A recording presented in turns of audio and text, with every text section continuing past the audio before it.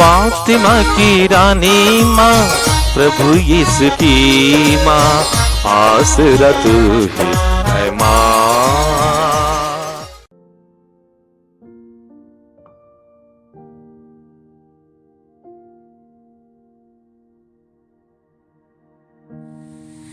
पहला पाठ इब्रानियों के नाम संत पौलुस का पत्र, अध्याय 4, पद संख्याएं 1 से 5 और 11 तक। ईश्वर के विश्राम स्थान में प्रवेश करने की वह प्रतिज्ञा अब तक कायम है, इसलिए हम सतर्क रहें कि आप लोगों में कोई भी उसमें प्रवेश करने से न रह जाए। हमको उन लोगों की भांति एक मंगलमय सुसमाचार सुनाया गया है। उन लोगों ने जो संदेश सुना था, उन्हें उससे कोई लाभ नहीं हुआ, क्योंकि सुनने वालों में विश्वास का अभाव था। हमने विश्वास किया और इसलिए हम उस विश्राम स्थान में प्रवेश करते हैं, जिसके विषय में उसने कहा है, मैंने क्रुद्ध होकर यह शपथ खाई, वे मेरे विश्राम स्थान में प्रवेश नहीं करेंगे। ईश्वर का कार्य तो संसार की सृष्टि के समय ही समाप्त हो गया है, क्योंकि धर्म ग्रंथ 7वें दिन के विषय में यह कहता है, ईश्वर ने अपना समस्त कार्य समाप्त कर 7वें दिन विश्राम किया। और उपयुक्त उदाहरण में हम यह पढ़ते हैं, वे मेरे विश्राम स्थान में प्रवेश नहीं करेंगे। इसलिए हम उस विश्राम स्थान में प्रवेश करने का पूरा प्रयत्न करें, जिससे कोई भी उन लोगों के अविश्वास का अनुसरण करता हुआ उससे वंचित ना हो। प्रभु की वाणी। ईश्वर को धन्यवाद। भजन अनुवाक्य। ईश्वर के महान कार्य कभी ना भुलाओ।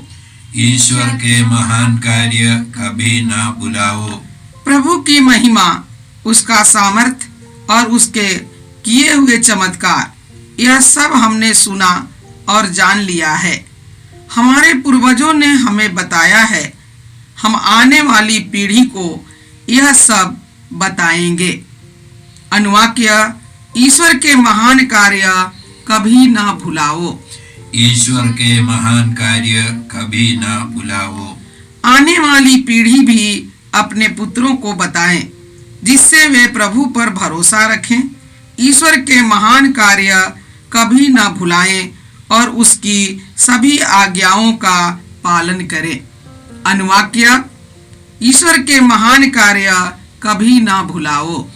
ईश्वर के महान कार्य कभी ना भुलाओ। वे अपने पुरखों की तरह ना बने। वह एक हठीली और विद्रोही पीढ़ी थी।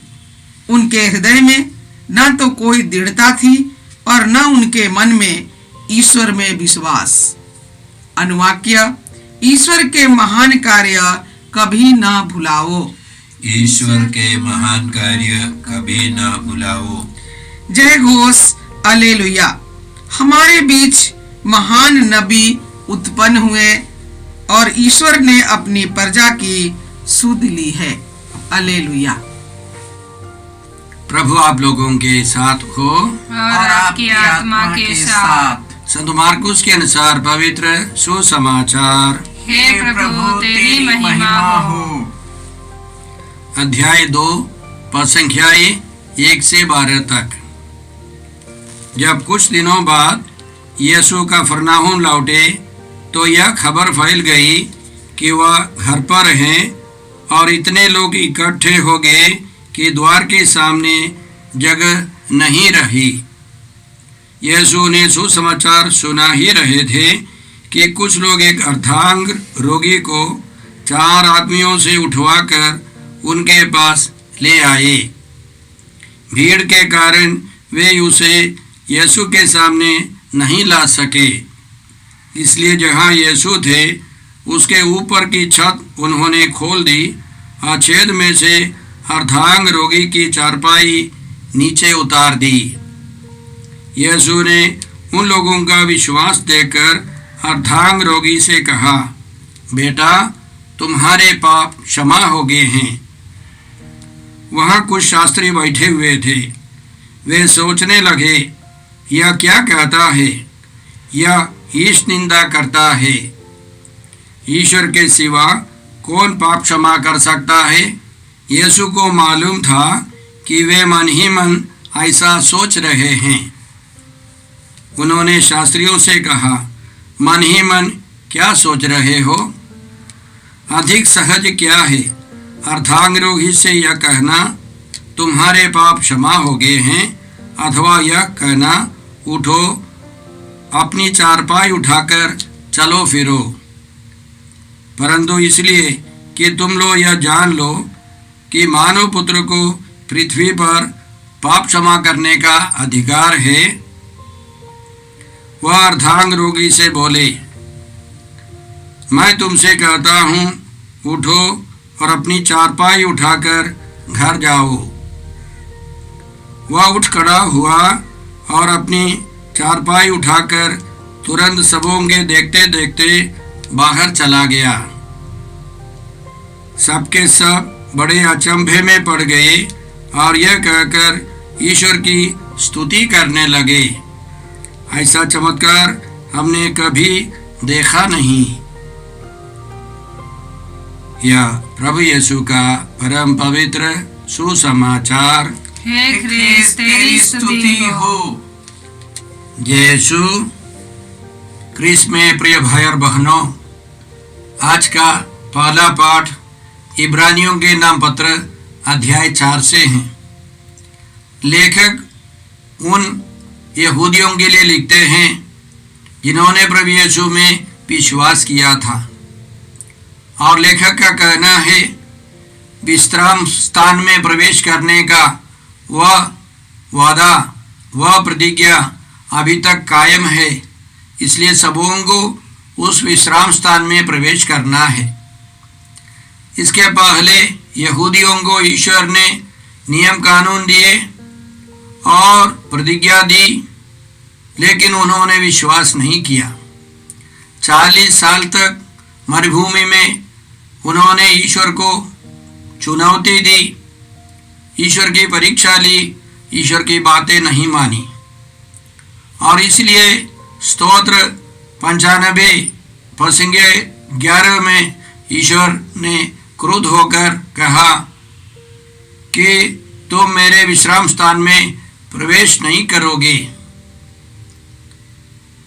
इसलिए लेखक कहते हैं यहूदी विश्वासियों को कि हम लोगों ने भी वही प्रतिज्ञाएं, वही नियम कानून सब पाए हैं, हमको विश्वास भी मिला है, इसलिए हम लोग इस विश्राम स्थान में प्रवेश करेंगे, उसके लिए प्रयत्न करेंगे, पूरा प्रयास करेंगे। यह विश्वास, यह समझ, विश्राम का जो समझ उत्पत्ति ग्रंथ से शुरू है। अध्याय 2 प्रसंज्ञाएं 2 से हम लोग पढ़ते हैं, ईश्वर ने सब कुछ बनाकर 6 दिन में सब कुछ बनाकर 7वें दिन ईश्वर ने विश्राम किया, और उस विचार के आधार पर इस्राएली लोगों ने 7वां दिन पवित्र माना। निर्गमन ग्रंथ अध्याय 20 में ईश्वर की आज्ञा है 6 दिन तुम परिश्रम करने के बाद 7वां दिन तुम विश्राम करोगे। यह आराम करने का दिन नहीं है, यह ईश्वर के वचन सुनने के लिए, ईश्वर से प्रार्थना करने के लिए, ईश्वर के निकट रहने के लिए एक दिन है। उसको साबात बोलते थे, विश्राम दिन। तो विश्राम स्थान का वह मतलब आगे बढ़ते हुए इस्राएली लोगों ने समझ लिया कि वह प्रतिज्ञात देश है। विधि विवरण ग्रंथ अध्याय 12 में प्रसंज्ञा 9 में ईश्वर ने जो वादा किया उसके अनुसार विश्राम स्थान माने प्रतिज्ञात देश। धीरे धीरे उन लोगों को मालूम हो गया, जब उन्होंने एक मंदिर बनाया यरूशलेम में, वह मंदिर ईश्वर का निवास स्थान है, विश्राम स्थान है। लेकिन उस मंदिर में केवल महापुरोहित सबसे अंतिम में परम पावन मंदिर गर्भ में प्रवेश करते थे। बाकी लोग, विश्वासी लोग बाहर रहकर प्रार्थना करते थे और पुरोहित और महापुरोहित मंदिर में प्रवेश कर बलि चढ़ाते थे, प्रार्थना करते थे। मनुष्यों की ओर से, विश्वासियों की ओर से वे प्रार्थना करते थे। लेकिन यीशु आने के बाद यीशु ने एक नया सिस्टम शुरू किया है। याद रखें, 70 ईस्वी में वह यरूशलेम मंदिर तोड़ा गया, तहस नहस किया गया। वहां पत्थर पर पत्थर नहीं रहा। सारे पुरोहित सब मारे गए। कुछ लोग शायद बंदी बनाकर रोम में ले गए। टाइटस और उनके युद्धवीरों ने सप्ताहों के अंदर उस पूरे एरिया को तहस नहस कर दिया। अब मंदिर समाप्त हो गया, पुरोहिताई जीवन समाप्त हो गया, बलि समाप्त होगी। वे असमंजस में पड़ गए। तो लेखक का कहना है कि यीशु महापुरोहित है। यीशु लेवी गोत्र के नहीं है, वह यूदावंशी है और उनका पुरोहिताई जो है जीवन, वह मेल्कीसदक के समान। मेल्कीसदक रोटी और अंगूरी लेकर आया था और उसके अलावा यीशु ने क्रूस पर अपने को बलि चढ़ाया। इसलिए आगे हम पढ़ेंगे, ईसा मसीह के शरीर के एक ही बार बलि चढ़ाए जाने के कारण हम ईश्वर की इच्छा के अनुसार पवित्र किए गए। भाइयों, ईसा का रक्त हमें निर्भय होकर परम पावन मंदिर घर में प्रवेश करने का आश्वासन देता है। हम लोग ये भी पढ़ते हैं, सांडों तथा बकरों का रक्त पाप नहीं हर सकता। इसलिए यीशु आए। इसलिए यीशु ने अपने पवित्र लहू से एक ही बार बलि चढ़ाया, फिर बार बार बलि चढ़ाने की कोई जरूरत नहीं है।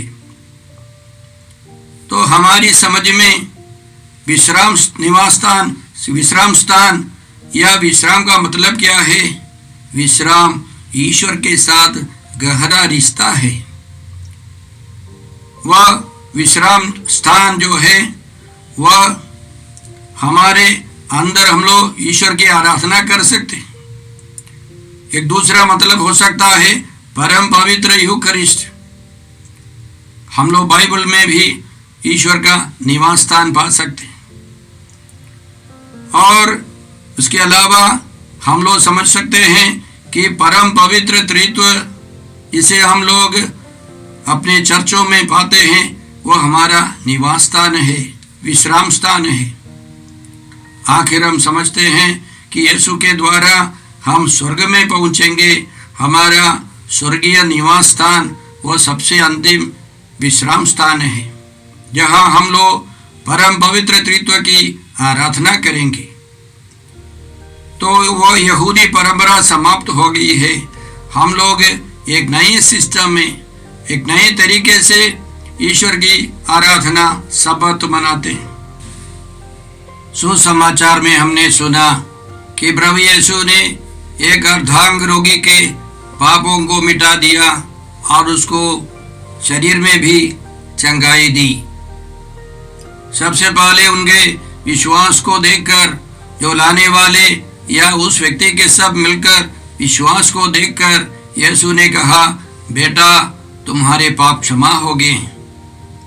और उसके बाद जो चुनौती देने वाले, मन में यीशु से सवाल उठाने वालों के सामने यीशु ने उस अर्धांग रोगी से कहा, अपनी चारपाई उठाओ और घर चले जाओ।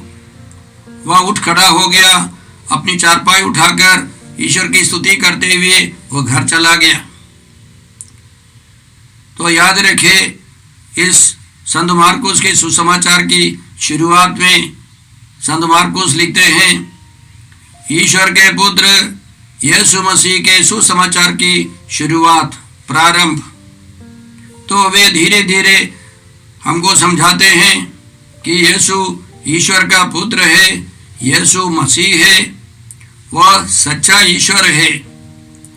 इसलिए इसके पहले हम लोग पढ़ते हैं कि यीशु ने अब कुछ शिष्यों को बटोर लिया, चुन लिया और रोगियों को चंगा किया, अद्भुतग्रस्तों को मुक्त कर दिया। अब यीशु दिखाना चाहते हैं यीशु को पाप क्षमा करने का अधिकार है। पाप क्षमा केवल ईश्वर ही दे सकता है। न केवल यीशु रोगियों को चंगा करते हैं, यीशु पापियों को पवित्र करते हैं। तो इन दोनों पाठों को लेकर हमें क्या सीखना है? वह पुराने व्यवस्था के पुराने पुरोहित, वह पुरोहिताई जीवन, यह सब समाप्त हो गया है। वह मंदिर समाप्त हो गया है। यीशु ही सच्चे ईश्वर का सच्चा मसीह, सच्चा मुक्तिदाता है। हम उनके साथ रहें, उनकी आराधना करें। हर परिस्थिति में हमको ईश्वर से रिश्ता रखना है। जैसे मैंने कहा कि यहूदियों के जीवन में बहुत सारी गुलामियां थी। रोमी लोग आने के पहले यूदावंशी सब बाबुल में गुलाम थे। वहां भी मंदिर नहीं था। बहुत सारे लोग असमंजस में पड़ गए। उनको मालूम नहीं था क्या करें, लेकिन बहुत सारे लोगों ने अपने विश्वास को कायम रखा। जब मंदिर तोड़े गए ईस्वी 70 ईस्वी में, तो बहुत सारे लोग असमंजस में पड़ गए। आज भी ऐसी स्थिति है। पिछले करीब 10 महीनों से बहुत सारे लोग चर्च नहीं जा सकते। कई लोग हमसे कहते हैं मिसा बलिदान नहीं है तो हम लोग क्या करेंगे। हम लोग असमंजस में हैं, समस्याओं से गुजर रहे हैं। लेकिन कई लोग बोलते हैं अच्छा हुआ है, एक परिवर्तन आया है। हम लोग बाइबल पढ़ते हैं, वचन सुनते हैं, टीवी के द्वारा भले ही हम लोग मिसा बलिदान में भाग लेते हैं। पिछले रविवार को मैं एक परिवार में गया पाप स्वीकार सुनने के बाद परम प्रसाद देने के लिए। वहाँ एक बूढ़ा व्यक्ति और उसकी एक जवान बेटी और उस बूढ़े की एक बूढ़ी बहन, तीनों थे। तो जब मैं अंदर गया तो वे लोग मिसा सुन रहे हैं, हिंदी में दूसरे किसी चैनल के द्वारा मिसा बलिदान में भाग ले रहे हैं। मैंने भी बैठकर उस पूरे मिसा बलिदान में प्रार्थना में बिताया और अंतिम में उनके पाप स्वीकार सुनकर मैंने उनको परम प्रसाद दिया। तो वे कहते फादर हम लोगों ने आज 3 बार मिसा में भाग लिया और हम लोग बाइबल पढ़ते हैं, प्रार्थना करते हैं। तो भाई और बहनों, कई लोगों का जो विश्वास धर्माचरण केवल विधि पर, कुछ कार्यों पर निहित है, आधारित है। कुछ लोग ईश्वर से गहरा रिश्ता रखते हैं, चाहे समस्या आए, संकट आए। तो आज के जो लेखक जो है, इब्रानियों के पत्र के लेखक हमको याद दिलाते हैं कि यीशु हमारे साथ है। इसलिए हमको प्रभु यीशु में विश्वास करना है।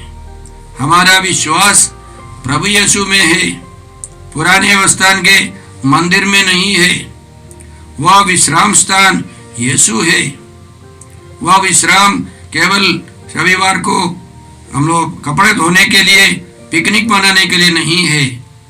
हमें ईश्वर के साथ रिश्ता रखने का दिन है, धन्यवाद स्तुति करने का दिन है। तो इस इब्रानियों के पत्र के अंतिम में हम लोग पढ़ेंगे, हम लोग स्तुति के बलिदान चढ़ाना चाहते हैं, यह ईश्वर चाहते हैं। हम धन्यवाद की भावना से ईश्वर की आराधना करें हर परिस्थिति में। आइए हम प्रार्थना करते हैं। हे पिता ईश्वर, हे प्रभु यीशु, हे पवित्र आत्मा ईश्वर, हम धन्यवाद देते हैं। इस विषम परिस्थिति में भी हम लोगों का विश्राम स्थान है, मिस्सा बलिदान, बाइबल और परम प्रसाद में उपस्थित यीशु, परम पवित्र त्रित्व में हम लोग आराधना कर सकते हैं, निवास कर सकते हैं। हम धन्यवाद देकर प्रार्थना करते हैं कि इन दिनों विशेष रूप से हम लोग परम पवित्र त्रित्व के साथ गहरा रिश्ता रखें। हम यह प्रार्थना करते हैं प्रभु क्रिस्त के द्वारा, आमीन। हमारे प्रभु यीशु क्रिस्त की कृपा, ईश्वर का प्रेम तथा पवित्र आत्मा का सहचर्य आप सबों को प्राप्त हो, आमीन। जय यीशु क्रिस्त में प्रिय भाई और बहनों, प्रभु यीशु ने हमें आदेश दिया है संसार के कोने कोने में जाकर सारी सृष्टि को सुसमाचार सुनाओ। सुसमाचार सुनने के लिए और सुनाने के लिए एक अच्छा मौका है। आप कृपया इस चैनल का सब्सक्राइब करें, लाइक करें, शेयर करें, बेल आइकन दबाएं ताकि यहाँ की नई वीडियोस की सूचना आपको मिलती रहेगी। साथ साथ आप दूसरों को भी प्रेरणा दें इसका सब्सक्राइब करने के लिए। याद रखें, कल के मिसा के दैनिक पाठ और उस पर टिप्पणियाँ आज ही दोपहर के बाद हम लोग अपलोड करते हैं। कृपया आज ही उसको सुनकर कल की तैयारी करें। प्रभु यीशु आपको और आपके परिवार को 100 गुनी आशीष देंगे। जय यीशु।